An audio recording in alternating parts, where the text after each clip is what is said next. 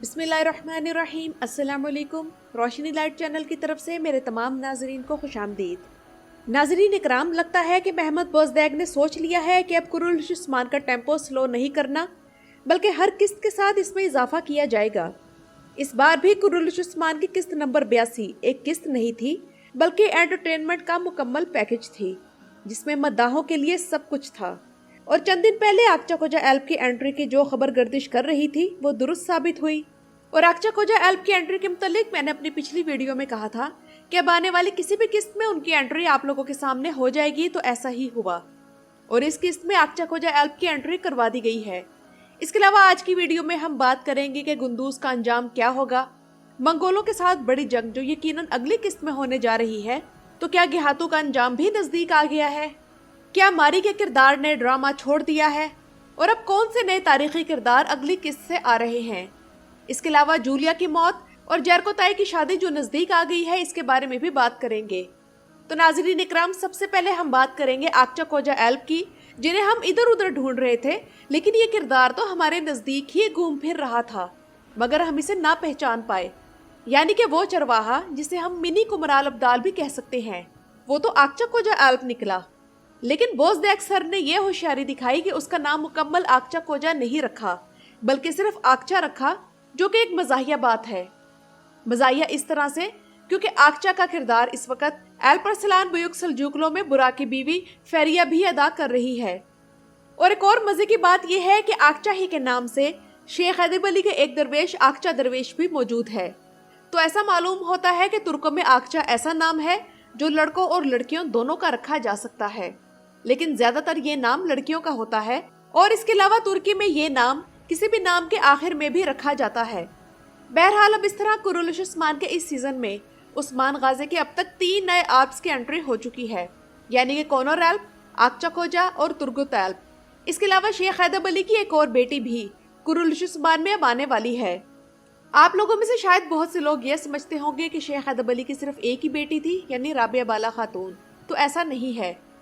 शेख हैदर अली के मुतालिक मेरी ये वीडियो मौजूद है, इसमें शेख हैदर अली, इनकी बेटियों और दामादों के मुतालिक आप लोगों को तमाम तफसील मिल जाएगी। और अब कुरुल्श उस्मान में शेख हैदर अली की बेटी के साथ उनके दामाद भी होंगे, जिनका नाम दुर्सुन फकी है। अब आप लोग सोचेंगे कि दुर्सुन फकी तो हमें सीजन 1 में भी नजर आए थे, तो अब ये कौन सा दुर्सुन फकी है।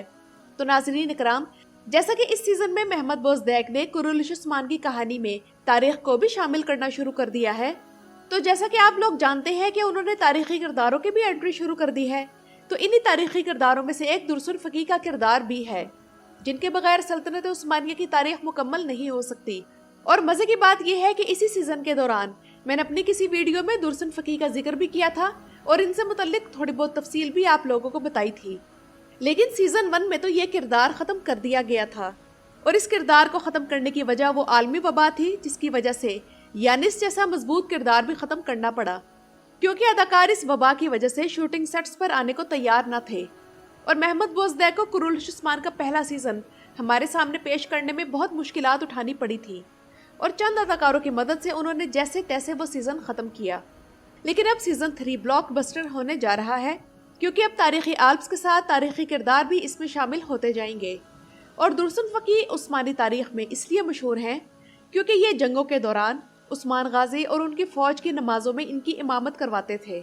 इसके अलावा भी अल्लाह ताला ने इनके हिस्से में काफी एजाजात रखे हैं, जिनका जिक्र तफसील के साथ फिर किसी और वीडियो में।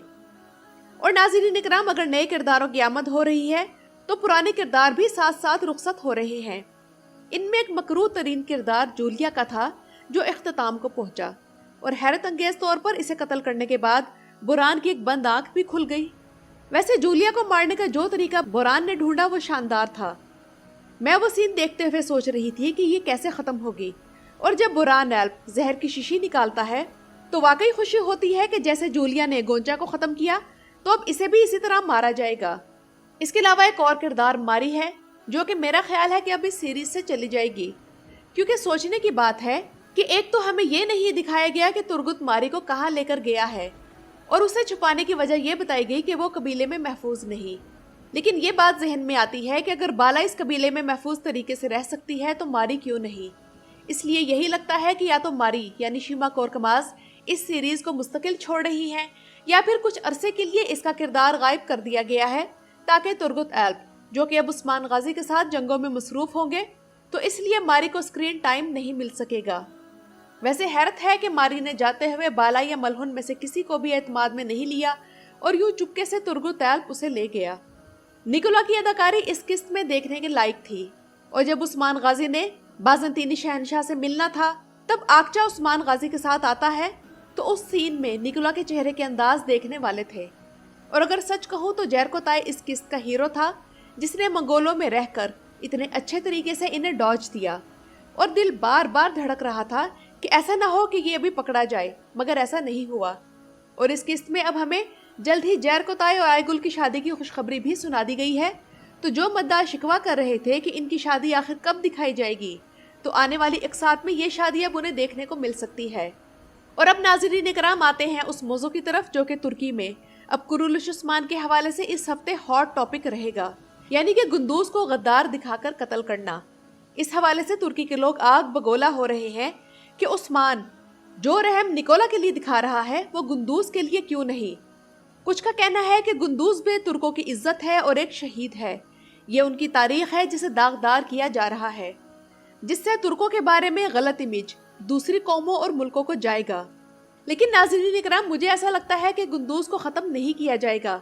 हाँ, अगर ये किरदार खुद ही ये सीरीज छोड़ना चाह रहा है तो और बात है। आप लोग याद करें कि शेख अदब अली ने उस्मान से गुफ्तगू में क्या कहा था कि कबीला एक परिंदे की तरह है जिसे 2 परों की जरूरत होती है। तो क्या उस्मान भी इतना बेवकूफ है कि अपने ही शेख की बात को ना समझे और अपने भाई का कत्ल कर दे, और वो भी उस वक़्त जब वो अपनी गलती मान रहा है और खुद को इंसाफ के लिए पेश कर रहा है? हरगिज मुमकिन नहीं।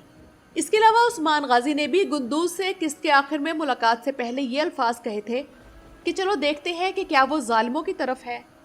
तो उस्मान का मकसद गुंदूज को उसी तरह वार्निंग देना है जैसे दुंदार बे को दी थी, और वो अगली किस्त में वो कमान इसकी गर्दन से निकाल देगा।